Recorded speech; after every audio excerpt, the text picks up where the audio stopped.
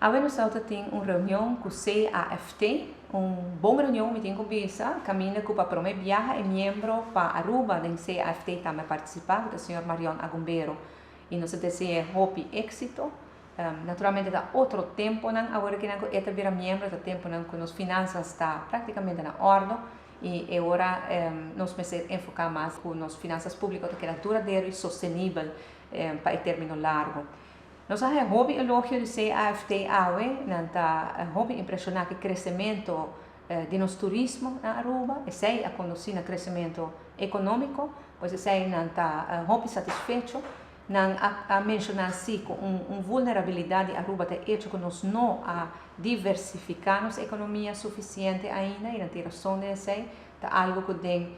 tempo nos dilante ou vamos pôr em governo que também depois de nós que são que tem que vai trabalhar e claro nós temos nos planos e nos visão acaba se em caso da nossa governo que tá continuar riba aspecto financeiro na elogiamos riba entrada na riba manejo de gasto na para o tratar gasto de personal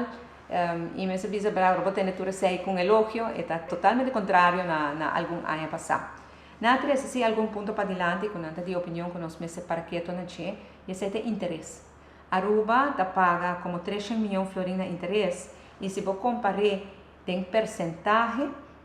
deve de país Aruba está ronda 75% ao e deve de país Corsol depois de a Kwijtsgeld em 2010 está na 65%.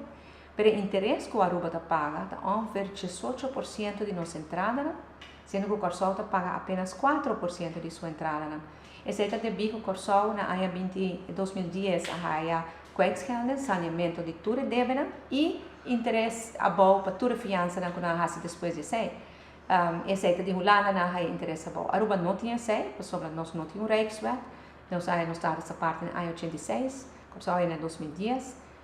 E nunca nós Kwijtsgeld e ninguém de nós deve não. Essa situação está diferente, mas agora vou aqui assim, me estou contente que nós chegamos a um acordo com a Holanda recentemente, que a Holanda tem futuro se está disposto para refinanciar nos deve bem também na interesse bom. Então agora é interesse por vai barra, portanto em direção de 4% vai estar na Corsol, em vez de 18% que está aqui não. Para isso nós temos que finalizar a negociação, trabalhar duro para aguentar as finanças públicas, maneira que nós sabemos governando no último tempo. Até agora é bom para ver que nos interessa para de total, com 18% para 4%, e vou pôr em tur ano como 200 milhões de florins extra para invertir no meu país e para ajudar essa mais vulnerável no meu país. Sempre que era um ponto mais crucial que nós temos para adiante,